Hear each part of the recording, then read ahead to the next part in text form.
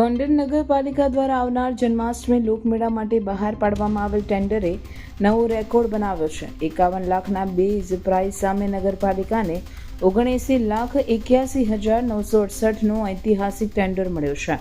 આ રકમ મૂળ કિંમત કરતાં 28.81 લાખ વધુ છે અને આજ સુધીના તમામ લોકમેળા માટે મળેલા ટેન્ડરોમાં સૌથી ઊંચી છે। આ સીધી લોકમેળાની વધી રહેલી લોકપ્રિયતા દર્શાવે છે અને તહેવાર સાથે જોડાયેલા સ્થાનિક આર્થિક પ્રવૃત્તિઓ માટે આશાસ્પદ સંકેત આપે છે। દર વર્ષની જેમ ગોંડલ નગરપાલિકા દ્વારા આ વર્ષે પણ જન્માષ્ટમી લોકમેળાનું આયોજન કરવામાં આવેલ છે, જે આપણી સંગ્રામજી હાઈસ્કૂલના ગ્રાઉન્ડમાં 14/8 થી 20/8 7 દિવસ સુધી યોજાશે।